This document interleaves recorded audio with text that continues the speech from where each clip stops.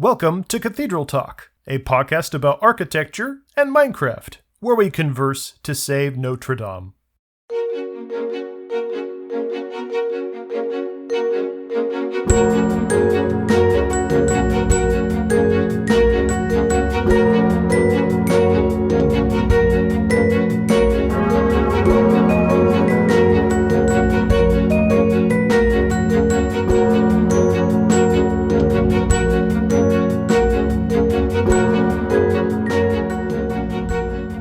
Do we need to clap?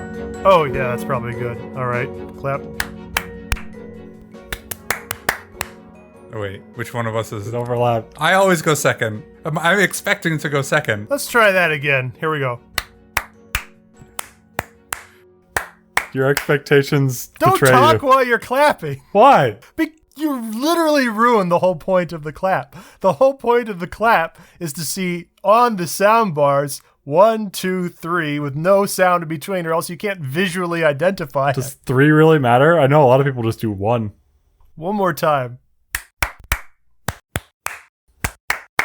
Much better. Okay, so that's a perfect example of what I was wanting to talk about, and something that I've been noticing a lot recently in my life. And I don't know if it's one of those things where like you notice it once and then you just start seeing it everywhere. Your glass is shattered. Right. Expectations is something that I've been noticing, or how much of our emotional state of mind is based around expectations, at least for me. And I'm curious if it is for the two of you, where my whole psyche is based on something happening the way that I expected that it would, assumed that it would. And if it happened, then I'm in a good mood. If it doesn't happen in a bad way, then I'm in a bad mood. So if you're expecting to win the Battlegrounds match, and you've got the stronger board, but your hits are all wrong, and you end up losing like a 10%er or something like that, you get frustrated. I know how it is. Yeah, it's probability. Well, in that particular case, but it doesn't always have to be probability. If you were expecting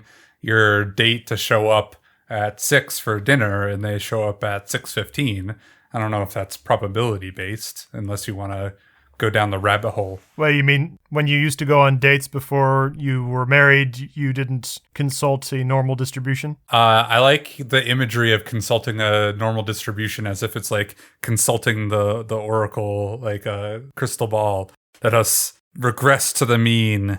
Nancy Reagan demanded that her husband's schedule as president after he was nearly shot be based on an astrologer's calendar. Yeah, I've always heard some things there. I was never sure if they were real or not. No, that's real. Okay. Speaking of food, though, that's a good one. Where if you're expecting something's going to taste a certain way and then it doesn't, like it doesn't even matter if it actually tastes good or not. If that's just not what your mouth was prepared for, that will completely change the experience. In my mind, usually for the negative. Like I tend to want things to play out the way that I expected. I guess surprises can be good, but on average, I think I prefer things to happen the way that they're expected. Well, I find this surprising that you're the one between the two of us bringing this up, because we all know that I'm the person who just likes to like put media that I've seen before on repeat over and over again. And clearly there's some kind of expectation thing going on there. I've seen Star Trek First Contact for the 100,000th time, and I want to see it again just because I know exactly what's going to happen, and I enjoy that. Whereas you're like the guy who always never wants to do the same thing twice, at least as far as media is concerned. Yeah, that's true. I'm also someone, though, whose plans matter a lot, and plans deviating really can bother me. Where if I'm expecting someone's going to show up at a certain time and then for whatever reason it happens a few hours later, like I have to fight against my urge to be put into a funk over that. Yeah, I feel that. I mean, we definitely both suffer from having our plans dashed, maybe disproportionately making us angrier than we should. I certainly suffer from that too. But I couldn't tell you, since we're related, whether that's like a particularly enhanced thing for us or if that is something that everybody experiences. So I guess we'll have to ask Zach. Yeah, I know. I feel it. I think the examples differ from person to person, but I certainly have expectations of the way that things should be. Certainly, if anyone who's ever worked with me will agree to, is that I have very rigid ideas about how things at work should be. And I'm very vocal about my opinions about how those should be. And when people deviate from that, I attempt to rectify what I perceive to be the wrong configuration, where the wrong configuration only is wrong in my head. There's no absolute objective rightness or wrongness for how something should be designed. It's only wrong in my own expectations about how it should be. That's interesting hearing you describe yourself at that level of rigidity, because I do not associate you with the concept of rigidity at all. That's sort of the point that I was getting at. Neither of you have worked with me. And so I wanted to come up with an example that it's like, we were talking about food, we were talking about plans, we were talking about media, I'm talking about work. And so the thing that we each have expectations about how they should operate might be individual, right? So Tom was expressing his surprise that you, David, don't put on First Contact for the 100,000th time.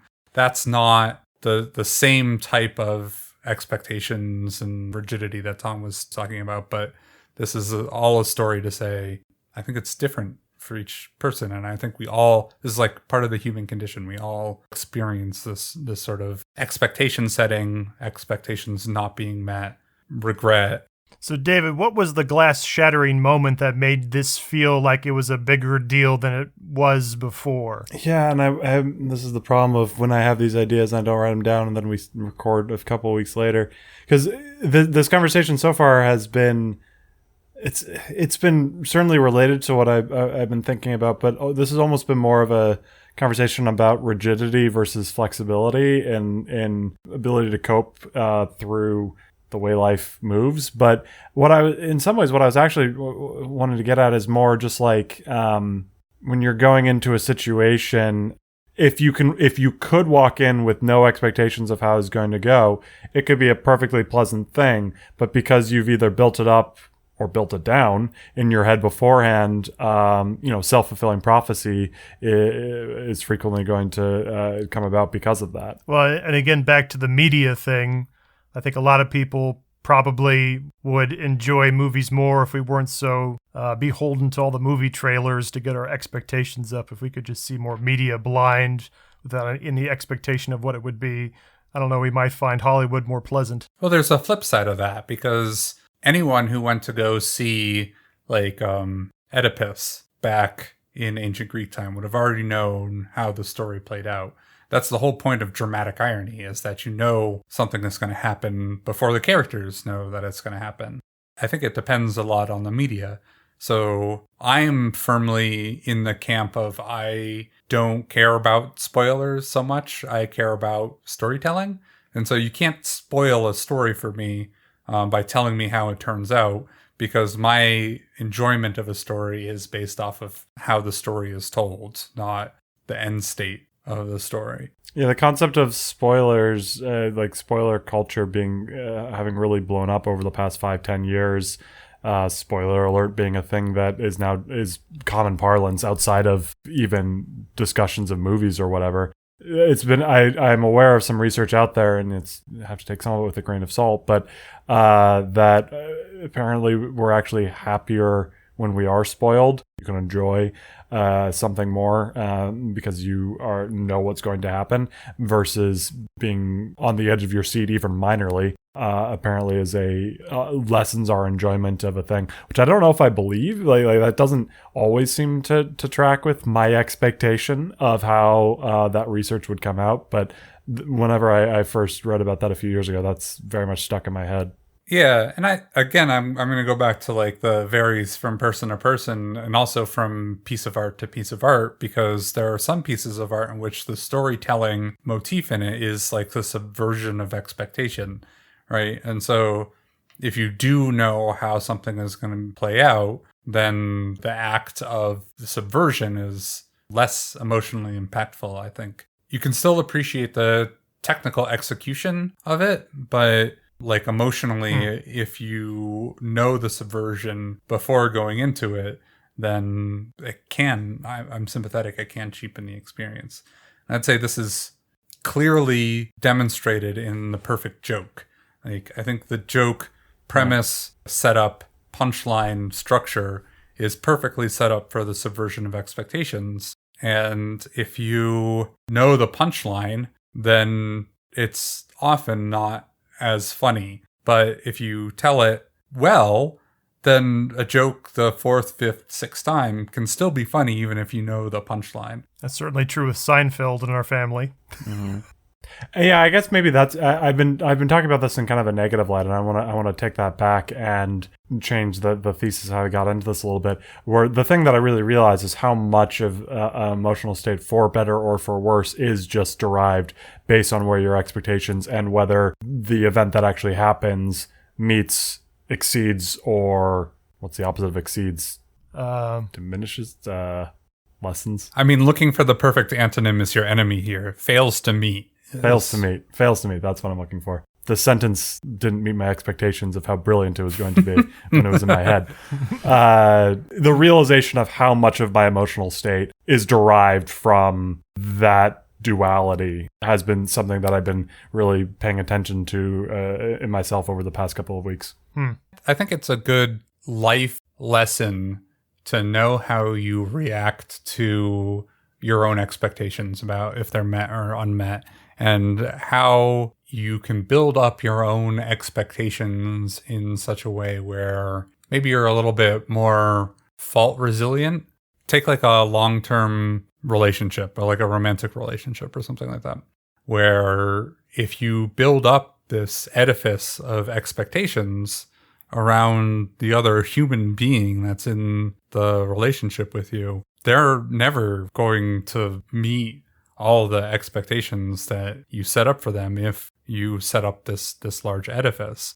And it can be really deleterious to a relationship, I think, to put people on pedestals, to really expect a lot from, the other flawed, fallen meatbags that cohabitate this earth with us. Like, if you're expecting them to be some sort of God-sent soulmate perfect being thing, your expectations are often going to be dashed, and that can lead to a lot of stress. Mm-hmm. But if your expectations of this other person are, just some random schmuck that you can tolerate and the both of you make each other laugh and you can get through this blessed, cursed, blurst existence together in a way where you can make each other smile occasionally, then, you might have a much stronger relationship.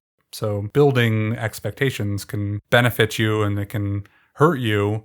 And knowing how to construct those expectations, I think, is a really important thing to learn. Well, I would say that probably the kind of expectation that is consistently dashed, for me anyway, and I would bet for probably most people, is just an expectation over how long tasks will take, an expectation for how long things will take. Because I always underestimate how long really anything is going to take me to complete. And every time, I'm like, okay, this is going to take 90 minutes. And then 3 hours later, I'm like, dang it.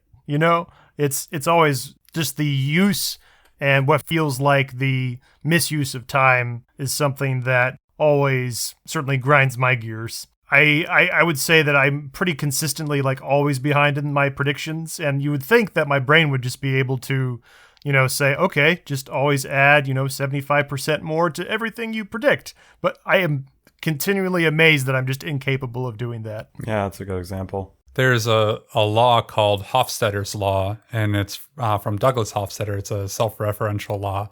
Let's see if I can get... All right, Hofstadter's Law, : it always takes longer than you expect, even when you take into account Hofstadter's Law. That's perfect. That's good.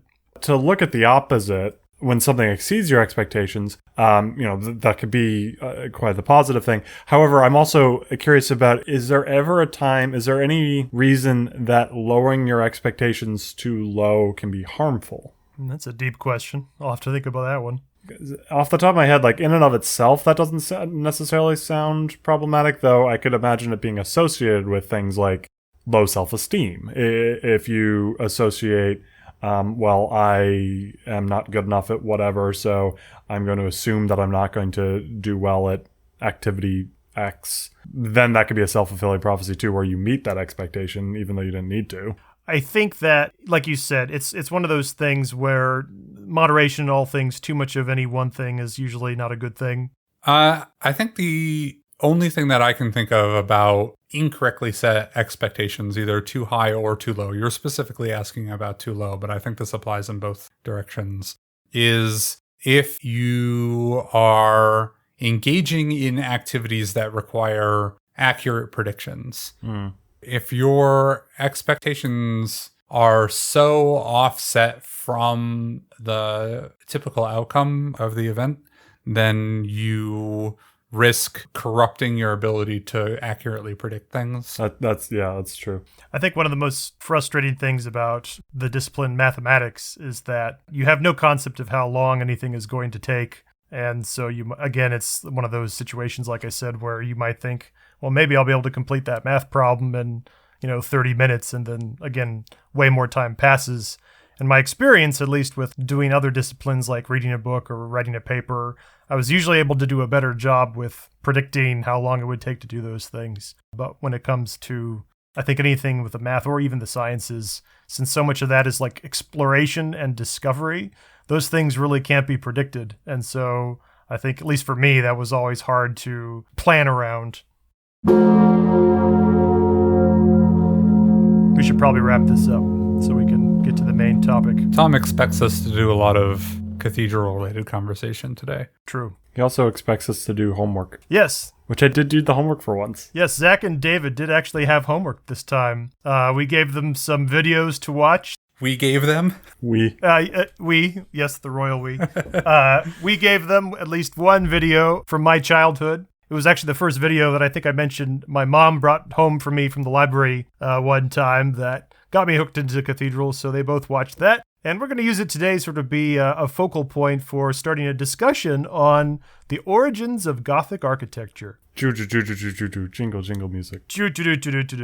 Now, we have already talked in the past about how Gothic architecture has sort of, essential elements that make things Gothic. We've talked about how Gothic architecture uses pointed arches rather than semicircular arches. The pointed arches have a better weight distribution to enable taller structures to be built. And then you also got your flying buttresses, which are also another engineering adaptation to let the spacing of the windows and, the high walls of Gothic cathedrals have more space for stained glass and light. And then, of course, also the rib vaults that transfer all of their weight into the outer skeleton of those flying buttresses. So, Can I ask a quick question on that? Basically, those main characteristics of what makes something Gothic. Is it all in service of height? Are all of the things that they came up with for the Gothic style, building on the Roman style that came before, just to try to get the building taller? I would say equal parts measure in both height and light. And light. Okay. Height and light are the key of Gothic architecture. More height, more light. Gotcha. The more of both, the better. That's helpful, because sometimes I know that Gothic architecture is defined by the pointed window or the flying buttresses and all that. I was like who cares? I feel like that's a poor way of saying it, because who cares about those features? It's what those features enable. Exactly. And so I like that height and light thing. Yep, height and light. Yeah, that's a good point, because I don't think we did a very good job of explaining that when we were sort of going over what Gothic architecture was in the first place. We talked about, like you said, the things that enable the final goal. So any of you teachers out there listening right now, I can make your stomachs curdle when I say, backwards planning, understanding by design. Mm-hmm. Your goal is more height, more light. So what do you need to accomplish that? But why is it called Gothic, though? Oh, that's a question I have too. So Gothic architecture is called Gothic because, yes, it is named after the barbarians. I forget particularly if it was the Visigoths or another one of the barbaric tribes to medieval Europe at the time. Ostrogoths. Yeah, Ostrogoths. One of those. It probably was just a slur for any barbarians back in the day.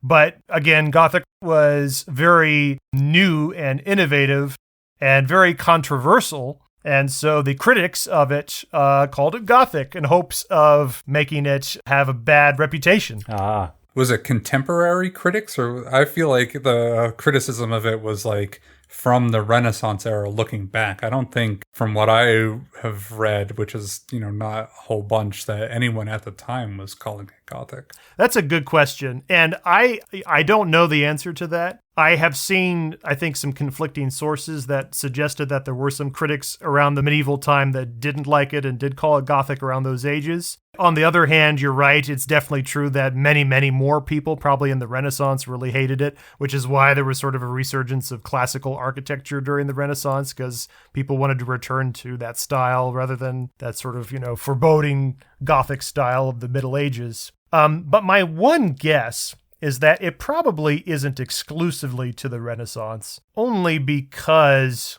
my guess is it probably was a bigger insult to make reference to the barbarians when the barbarians were actually a threat. And the barbarians wouldn't have been a threat during the Renaissance. So if you're going to insult something, you're probably going to insult something that evokes fear. Yeah, I'm certainly not a medieval peasant. Well, the Goths were many centuries removed, though, by the time, right? Because the Goths are like 500? Mm-hmm.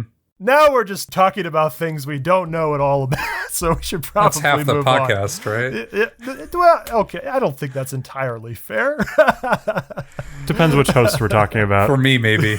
Yeah. Goths history. I feel like this is a good one that warrants a part 2 too, so we should probably look this up and bring it back next time. I mean, what is this podcast other than us just reading Wikipedia articles to each other? Mm-hmm. I mean, what better way to... No, I was pretty right. Late 4th century. So yeah, because that's like the sacking of Rome era. So the term Gothic, even if it was contemporary to when the buildings were being put up, we're talking like 1,000 years after they were the primary Germanic people. So someone was using old connotations for some purpose. Yeah. And we don't have a complete answer there, but I'm going to stick to my answer because I thought my answer was half decent. And entirely guessed. Maybe we'll find the real answer at some point. Anyway, we gave you guys some homework, and the primary documentary that is an oldie from 1985 is a PBS special with David Macaulay, who is a famous author who's done some large works, including the Way Things Workbook, with a vast illustrated sort of encyclopedia of mechanical things. He's also done a lot of architecture books, including Cathedral, the book, which actually the documentary was based on. Before we get off that book, Charlotte and I went to a bookstore on vacation a few weeks back, and there sitting on one of the shelves was Cathedrals by David Macaulay. And Charlotte pointed out, like, there's a book for Tom. I'm like, oh, Tom knows that book already. I do not need to buy him that. That is probably the quintessential Gothic cathedral book. Like I said, it's not like a super scholarly book. It's a very illustrated, almost sort of children's book, but it's quite thorough. It's really just as much aimed at as adults as it is at children. And he did a new version of it with color illustrations that came out sometime in the last decade, because originally the book was published decades ago. Like I said, as was this documentary you guys watched. So the documentary kind of goes hand in hand with the book. But anyway, about halfway through the documentary, they get into the origins of Gothic architecture, and David Macaulay points to a famous church in France, which he calls the Royal Abbey of Saint Denis, or the Basilica of Saint Denis, or I guess in English you might say Saint Denis. It's a church that is just outside of Paris, and it is what many historians have often pointed to as the progenitor of Gothic architecture.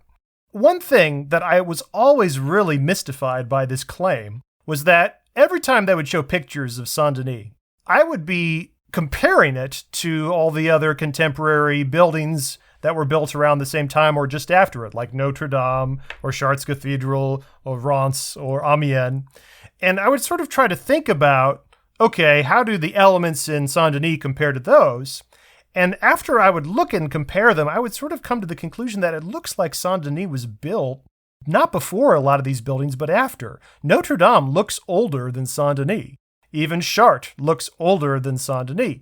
And yet here is this documentary with David Macaulay claiming that Saint Denis was built before it. How are you defining looks older? Because we've talked about dirt before. make something look older. What I'm talking about is literally the style and the elements that were used to construct it. Not in terms of aging, but in terms of how they engineered it. How was the building put together piece by piece? And the style in which Saint Denis was constructed, at least the Saint Denis that you and I can see today, has more sophisticated engineering in certain ways than even Notre Dame does.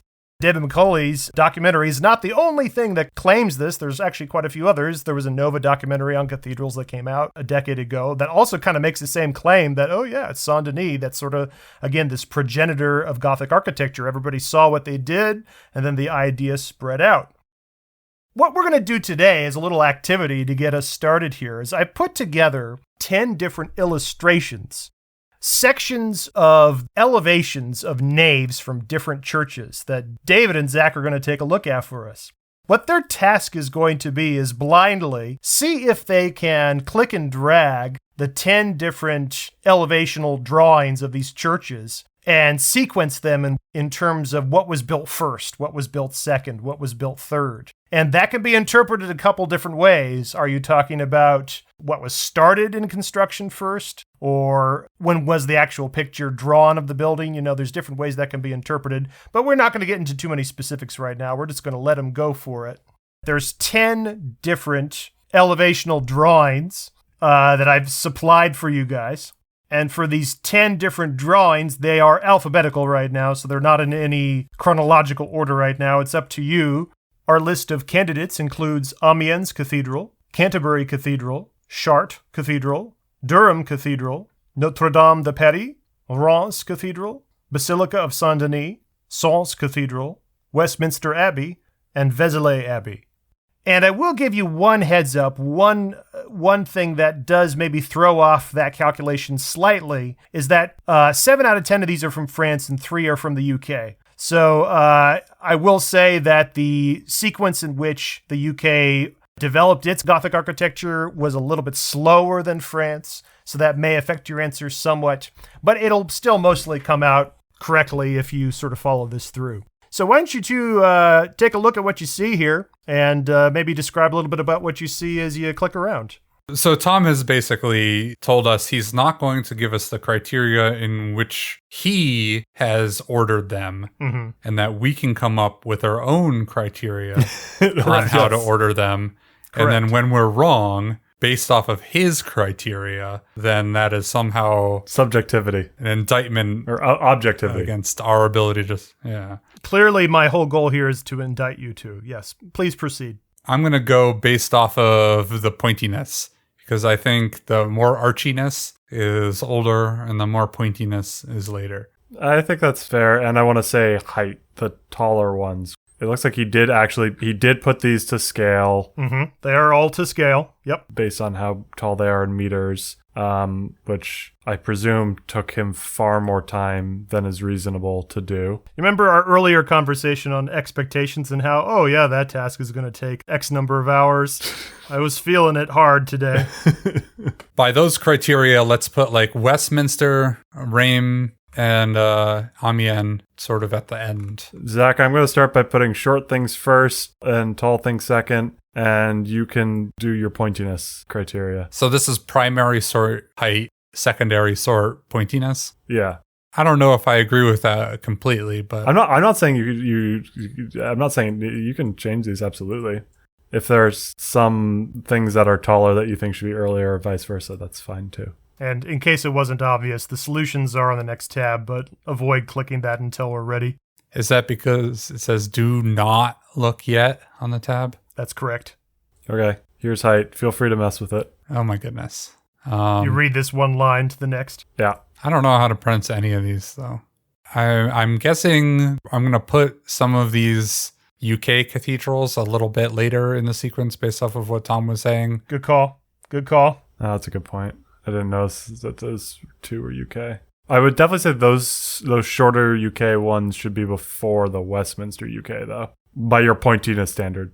What we are looking at right now, these are elevation drawings of what the inside of various cathedrals and abbeys and other famous churches look like.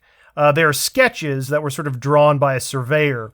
And I tried to clean them up a bit. I found them through different sources and stuff, and I scaled them correctly and then vectorized them to clean them up a bit.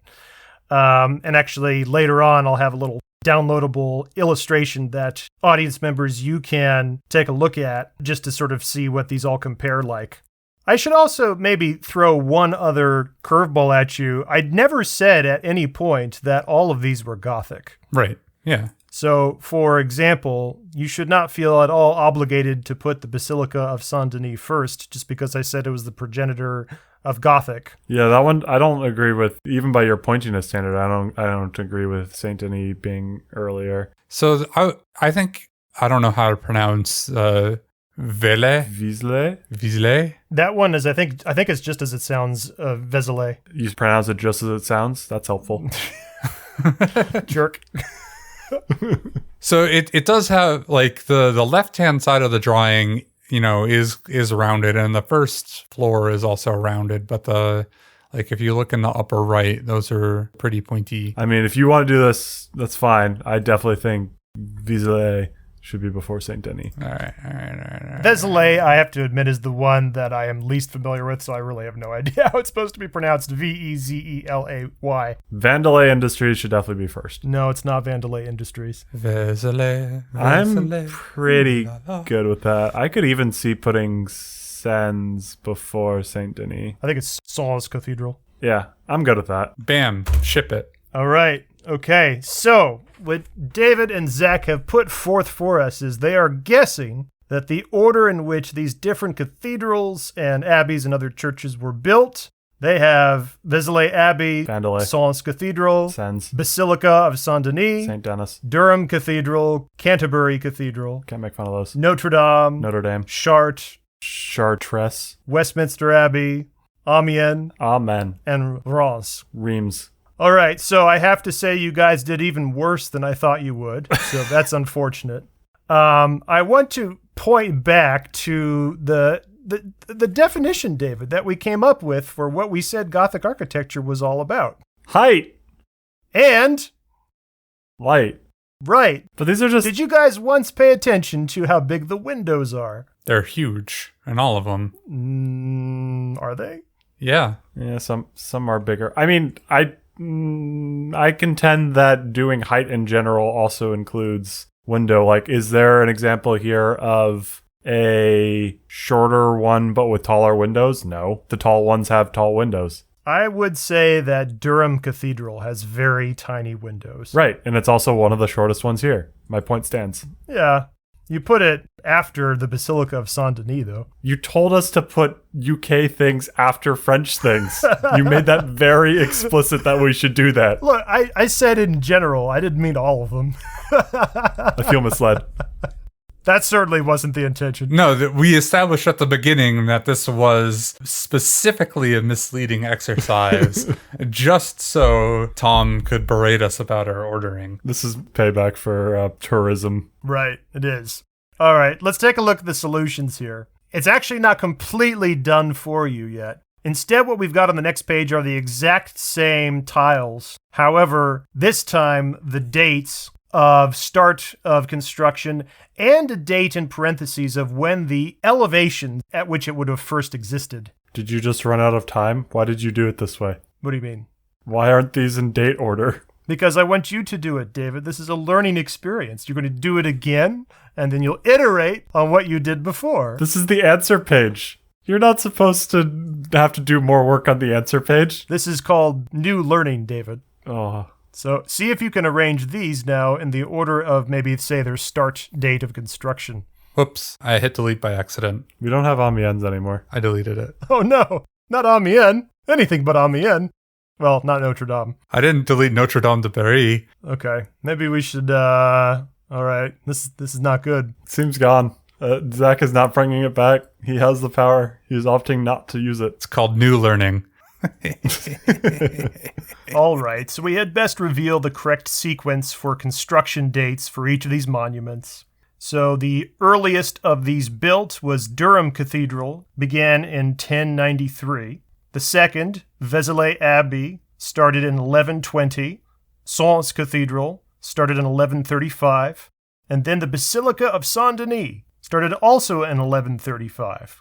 Shortly after came the giant cathedrals, the first of which Notre Dame de Paris, 1163, followed by Canterbury Cathedral, 1175, Chartres Cathedral, 1194, Reims Cathedral, 1211, Amiens Cathedral, 1220, and Westminster Abbey, 1245. And you'll notice that we do have the Basilica of Saint Denis quite early, before Notre Dame, before a lot of these other cathedrals. But like I said, if you compare the window sizes of these sort of elevational drawings, the Basilica of Saint Denis has large windows in its clerestory. The clerestory is the large windows at the highest point closest to the ceiling or to the vaulting of a cathedral. This is what really tipped me off when I first saw pictures of Saint Denis. It's got these large windows, and if you look at Notre Dame in the next picture, Notre Dame has considerably smaller windows. And again, I thought, well, that doesn't quite make sense, because if Notre Dame's trying to copy it, wouldn't they try to do it bigger? Not long ago, just in the last year, I guess really about in 2020, there was a new YouTuber who is an architectural historian named Myles Zhang, who has some great videos on architecture that I want to refer everybody to. And he had a particularly great 20-minute thesis that he put out on the origins of Gothic architecture, which we'll link in our show notes.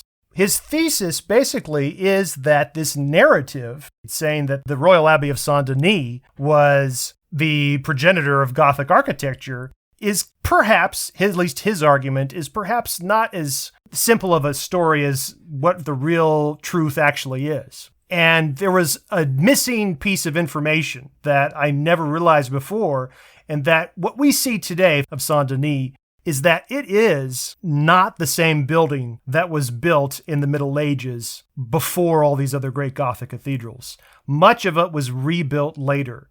And so it's kind of a strange thing to say that, oh, this building gave everybody else the idea when most of it doesn't even exist anymore. Yeah. Yeah, and I note that YouTuber said that their mentor is someone who you've been following very closely as well, Stephen Murray, who the audience may remember was referenced in that seminar that Tom fanboyed over. Stephen Murray was one of the presenters. That's true. Yeah, he is a medieval art historian from Columbia University. And again, we'll put in the show notes here Myles Zhang's thesis.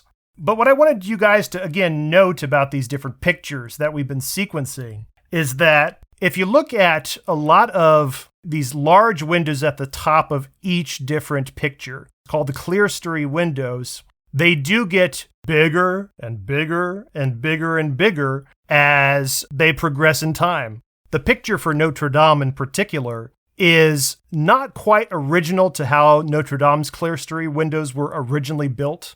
Notre Dame, to its misfortune, was built just a little too early to really benefit from a lot of the engineering that was being developed at the same time. And then when a lot of the other cathedrals like Chartres and Reims and Amiens had such success with their great clerestory windows, Notre Dame sort of backtracked and said, we want that too. So they tried to enlarge their windows as best as they could in their clerestory.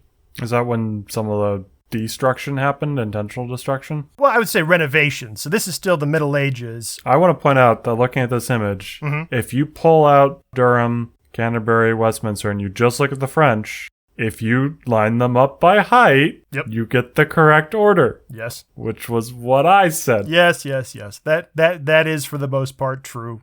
And in fact, again, this is certainly not a comprehensive list of every cathedral. Like I said, I picked some of the most famous ones, and to give a good sense of lineage of Gothic architecture. Did you guys notice again how, like, especially for some of the earliest ones, like Durham, we have these semicircles for a lot of the arches? Yeah, that was Zach's whole thing. Zach, how would you describe how the shape of the arch is slowly transitioning from one image to the next? I don't see what I was looking for, but my criteria for my sorting was based off of the pointiness of the arches. Okay. And I think what you're looking for is for me to reinforce that narrative with the images, but I don't quite agree with that. Really? Chartres throws it off. Chartres throws it off? And Canterbury as well. Yeah. And I mean, to be fair, even Notre Dame is pretty rounded. Yeah. Like the Basilica of Saint Denis is pointier than Notre Dame de Paris. Right. Well, so that's again where we run into the issue of we actually don't know what the Basilica of Saint Denis looked like before it was renovated to how it looks today. And so the image that I have right here, while I have it sequenced before Notre Dame, that is a bit of a misleading truth that it really, like you guys have on your paper when you put them based on when the image is drawn, would actually be more appropriately placed after Notre Dame for that very reason. So your instincts are correct. And by instincts, you mean the things that you've been pounding into our heads. Got it. And why don't you look at the slide deck that I have here, because this will actually give you photographs of what we're really talking about. So the very first one we said on this list is actually Durham Cathedral. And Durham is English, or it's in the UK. And I would say, again, out of all these different churches, it's got the most semicircular arches.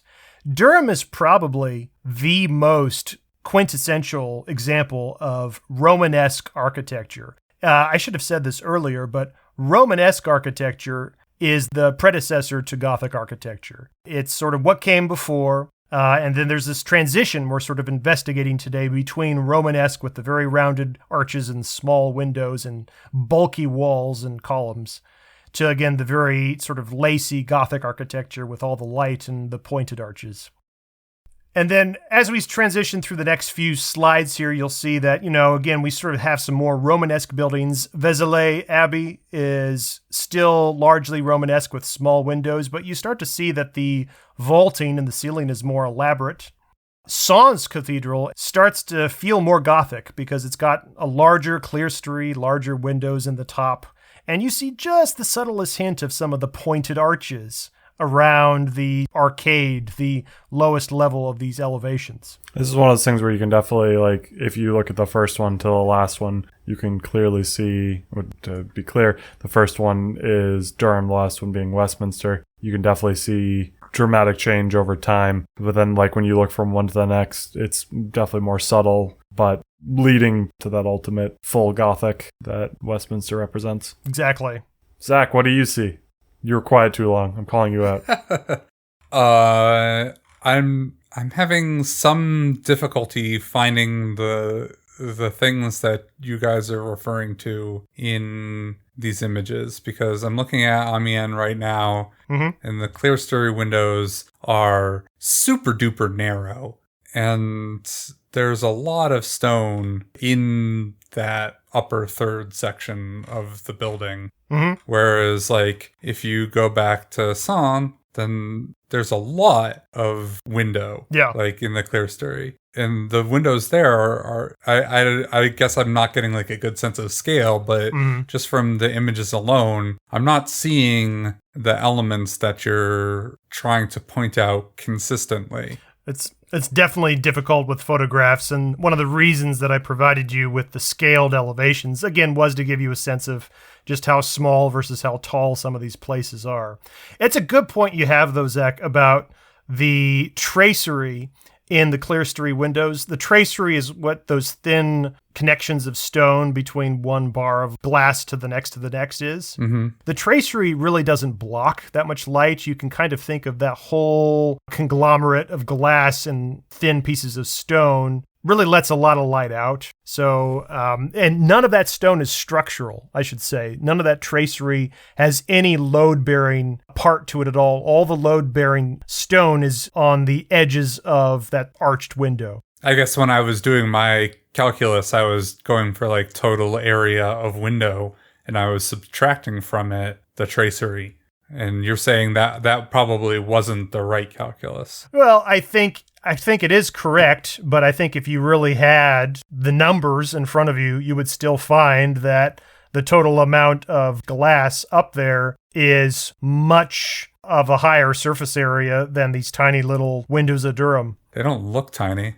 Oh, at Durham, yeah. At Durham. No, but Durham wasn't the one that I was comparing it with. Sorry, which one were you comparing it to? Sens? Oh, Sens? Yeah. Okay, so yeah, first of all, Sens Cathedral is already definitely on its way to being more Gothic.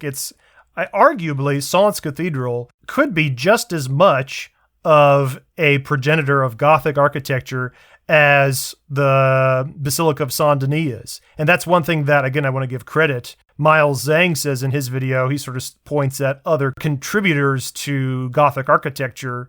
This is another example that could have had serious influence.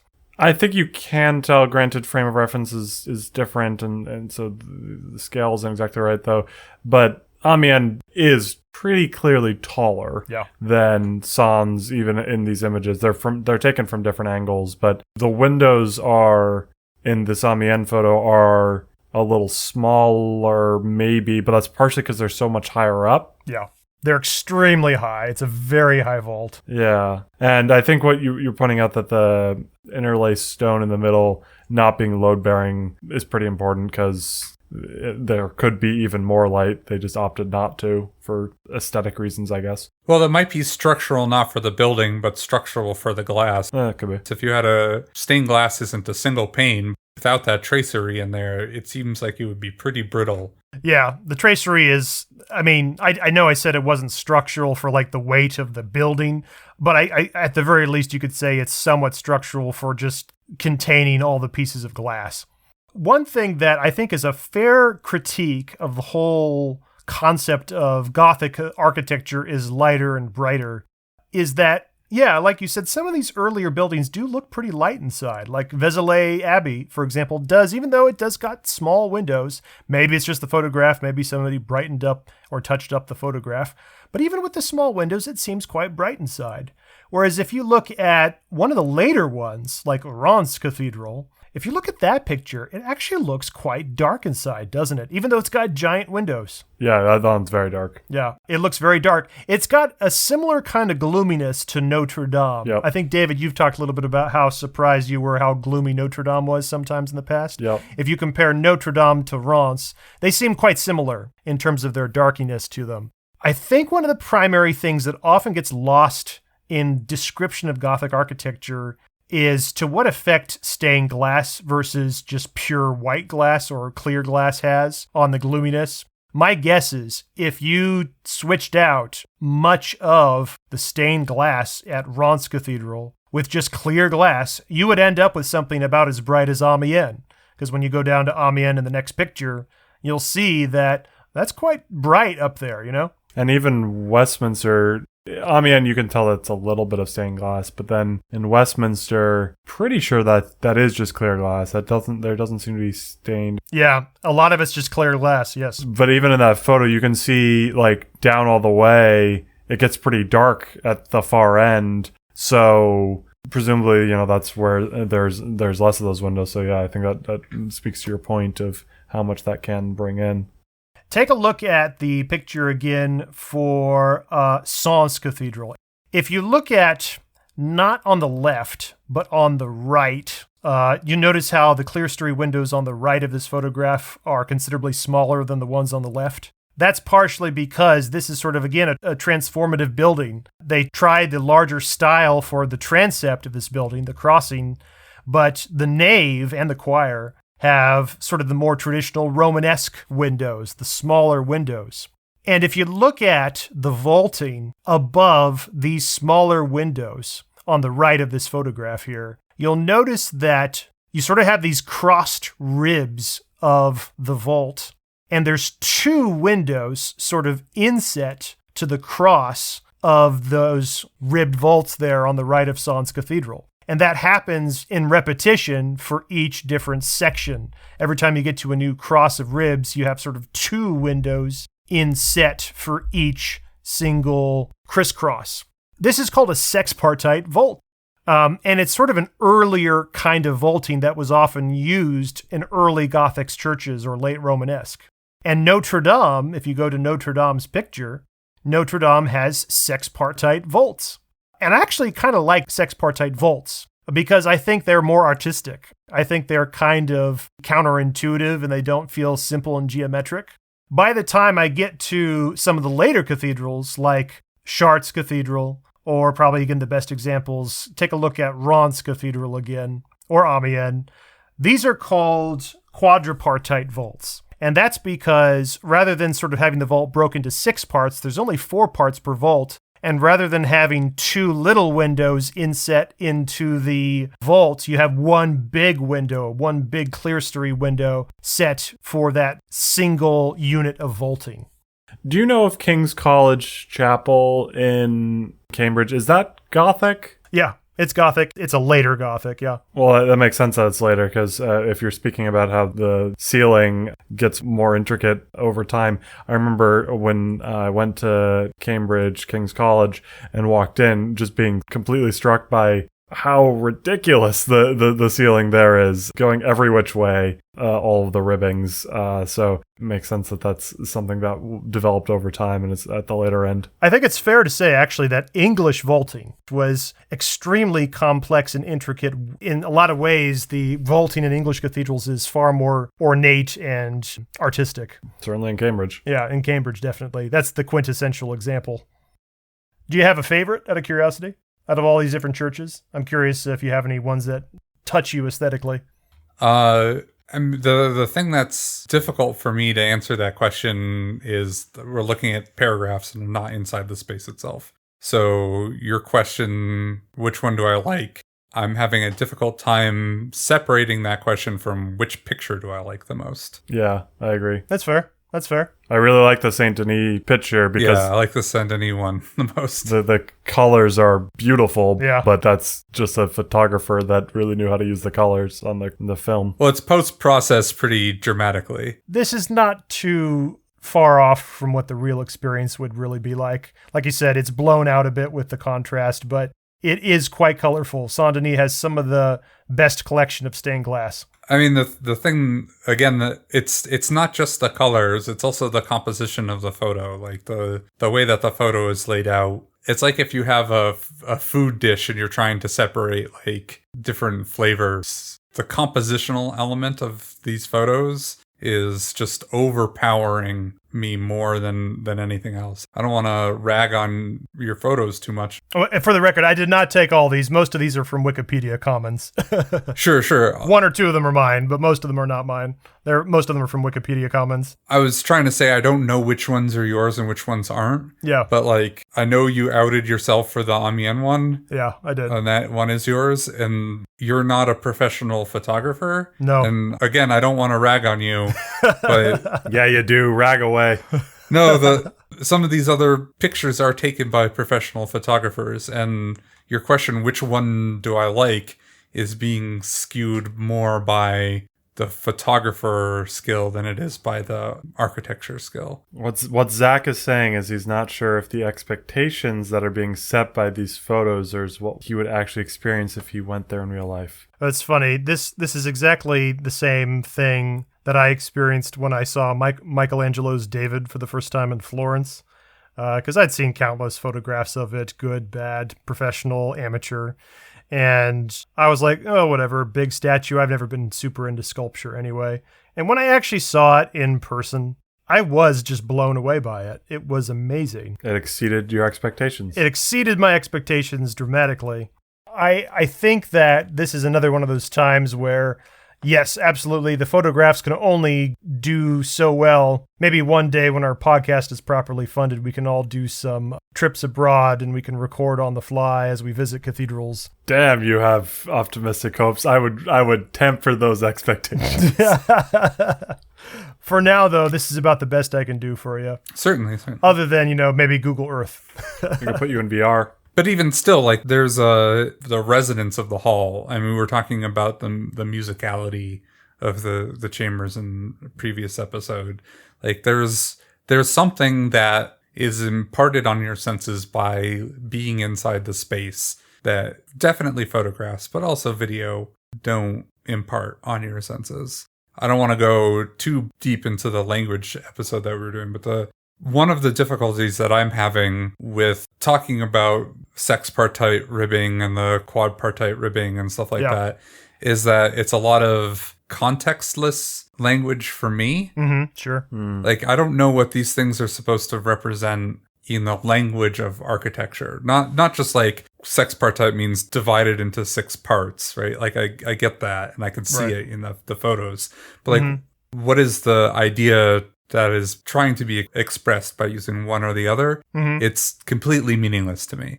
Like, it doesn't help looking at it because I'm not getting that experience of being in it. Sure. It's another difficulty that I have, like, reacting to these. You guys have been in these spaces and I don't have that, like, shared experience. To be clear, I've been into one of these. Two. I've been two. I've been into, how many of these have I been into? 3 or 4? But it doesn't have to 4. be just in this list, right? You referenced the Oxford one, right? Cambridge. Yeah. But now you're going to be pilloried by... Oh no, we just lost another part of the Venn diagram. You mentioned the Liverpool Cathedral.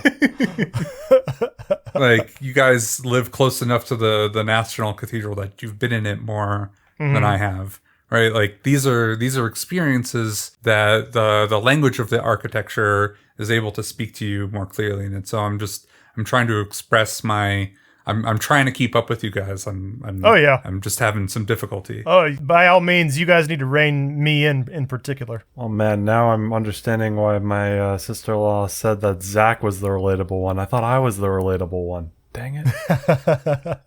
Well, to one question you had there, like, what's the context of a sexpartite vault versus a quadripartite vault, right? You know, why one over the other? You can kind of see what it is, but what's the significance of it? Right. Right? You know, this is one of your frustrations, right?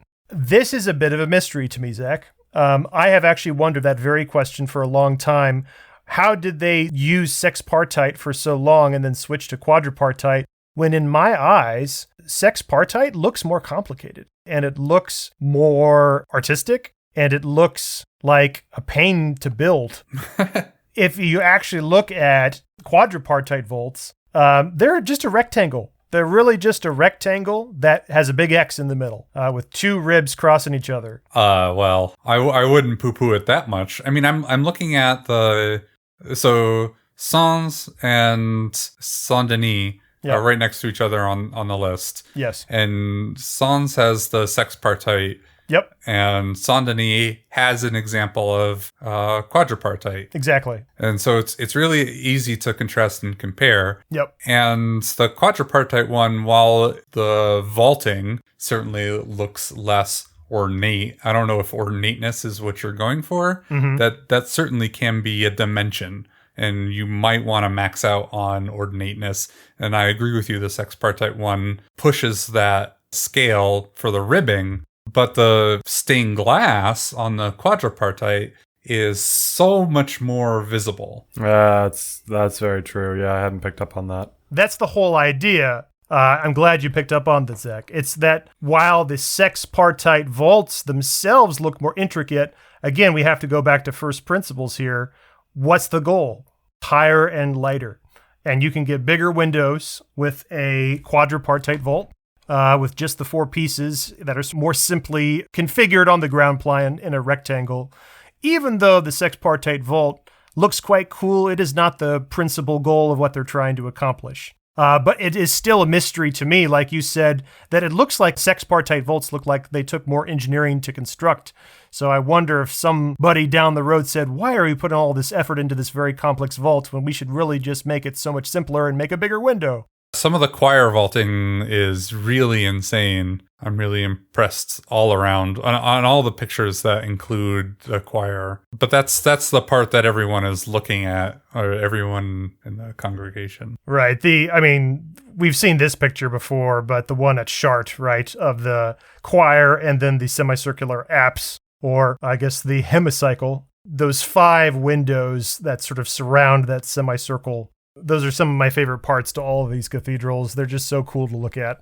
One additional thing about Chart, and I don't want to bring up a sore point with you. Really? The lighting on the central sculpture. The lighting on the central sculpture is really exquisite, and it really makes it pop. Yeah. And I know sculpture is not like your strong suit, but... Doesn't mean it's my sore point. I appreciate sculpture. It just tends to be the thing I don't pay attention to. But I'm happy that you're bringing it up. Yeah, I agree. That's another one. I'm curious how much the photographer... Or Tom, did you take that one? No. From Wikipedia Commons. Zach is just like... Zach knew. Zach is like, that's definitely not Tom's photo. I'm guessing that a lot of the lighting on the sculpture is artificial lighting as well. It looks like there's a lot of point light. Yeah, I think you're right. Put onto it. But I don't think that's out of character if you are trying to emphasize light in your interior aesthetic. Sure. Because a lot of these buildings have, like, if we look at them, they'll have a lot of electronic lighting, like, built into the rim vault as well. Like Notre Dame, I actually really dislike the photo that you picked for this because the spotlights that are like the AV system that they have set up is so distracting from the rest of the photo. I know. Well, you remember our earlier conversation of like, are they going to clean the walls? Are they going to clean off all the soot, right? You can imagine that to some extent, if they did that, Notre Dame's picture here would look a little bit more like Chartres' picture, which is considerably brighter down there, right?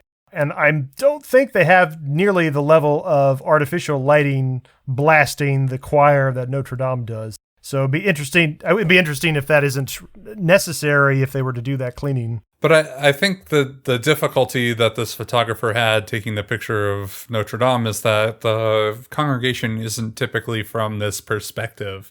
And so the congregation isn't going to have these lights blaring in their face. Those lights aren't detracting from the experience of the congregation. I'm imagining sitting in the nave is actually quite pleasant and quite bright enough. It looks bright enough. It's not. It's gloomy. Gloomy. Well, I should also say, though, that all of these cathedrals, especially Notre Dame, their gloominess is very dependent on the time of day. Yeah, that's very true. Yeah, and when I look at this picture for Notre Dame, I'm easily thinking this is around late afternoon or maybe even dusk. Because I know I've been in there midday, and it definitely felt a lot brighter than this. One thing I really dislike about the Notre Dame photo and the lighting there is that I hate all the yellow lighting. I really don't like 3000K wavelength lighting that you usually get when you buy light bulbs. I much prefer just the pure daylight bright white that you would get from normal daylight. And since the spotlights are not the same temperature as the chandeliers, I think that's really jarring. Yes. Not going to rag on your favorite cathedral. This is just more than you already have. A well composed but a poorly situated photo. Well, the reason I shared the Notre Dame photo was not simply because I thought it was a good photo, but was because it did a good enough job to illustrate the elevation comparison between the clerestory windows on the right and the clerestory windows on the left. Did you notice that? A little bit. Do you notice how you have tall clerestory windows towards the right middle? Yeah. But then on the left, you have these much tinier windows in the clerestory at the very tip top with these oculi circular holes underneath them. I think that's going back to when you criticized us for organizing the cathedrals in such a way, and you're like, look at how big the windows are.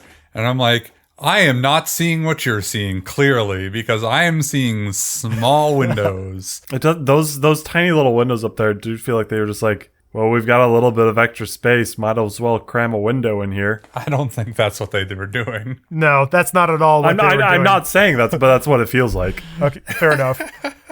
What those tiny little windows are is you have to imagine that's what the entire nave of Notre Dame looked like when it was first built. You have to imagine that the taller windows used to look like those tiny little windows with the oculi that's not really lit at all underneath it, all the way down, all the way around on both sides. The little windows that are still left are actually rebuilt by one of the restorers, Viollet-le-Duc, because he wanted to give people some semblance of what the original cathedral actually did look like back in its day. But again, people fairly early on in the construction of Notre Dame realized that they were not getting nearly enough light from those tiny little things, so they tried to enlarge the clerestory. And in fact, those tiny little windows in this photograph did at one point look like the taller clerestory windows as well. It was, again, Viollet-le-Duc who decided to revert a few of them back to the old ones just to give people the juxtaposition. So when you're looking at, again, the different elevation drawings of these cathedrals, as well as these photographs, After you watch the documentary that I prescribed to you, and after you watch Myles Zhang's video, what kind of sense do you have for how the evolution happened between Romanesque architecture and Gothic architecture? Do you feel like it's more fluid than it used to be? The Gothic stuff has all been skewed by like high Gothic architecture. That's really sort of exaggerated, exceptionally tall, exceptionally, to use your word, lacy, exceptionally skeletal. And it was my dearth of experience of sort of that middle time that made them feel so divorced. That's interesting. From early medieval architecture that looks very Romanesque. It was almost a quantum leap between the Romanesque cathedrals and the high Gothic cathedrals. But just getting more exposure to what you, Tom, and you, David, have been saying is getting taller, getting more light in. Those things really drive the evolution of the design. It's not so much, in my mind, anymore a quantum leap as it is just a steady progression over 500 years of building cathedrals of, I want to show my devotion to the Pope so that we get more trade and more power in the church by having an even awesomer cathedral than the last. Mm-hmm. It's sort of that desire to go bigger and better than the last one that's really pushing this architectural language. I expect more height and more light. It's clear that there's some kind of intellectual diffusion going on where a little bit of one construction project, the knowledge gained from that gets spread throughout the land to the next place, to the next place, to the next place. And what I wanted to really appreciate Myles Zhang's video on YouTube, because I think he's hit it bang on the head that it's not so simple to say that all the Gothic architecture really just sort of comes from this one church, Saint Denis. Sure, I'm sure it had lots of influence, but it certainly wasn't the primary progenitor that everything originates from as far as Gothic art and style comes from. There's so many other contributing places as well, especially like Sens Cathedral. One other, I think, reason that Saint Denis has been referred to so often in the past as like the primary culprit that caused all this Gothic revolution is the abbot Suger, the guy in charge of Saint Denis during those early Gothic periods. He just took really good notes. He took really good notes and he shared them with everybody. Mm. And a lot of these other places did not keep the same kind of records that Abbot Suger did. And so for some reason, a lot of our historians have pointed to that and say, oh, wow, look at this wonderful historical record. Oh, clearly this is the place where it all happened, right? So this is, I think, another example where just because we have more data doesn't necessarily mean, that the focal point is here. History is written by whoever decided to write it. Histories are written by the writers. Or no, even better than that. History is written by the people who actually knew how to write. There you go. There we go.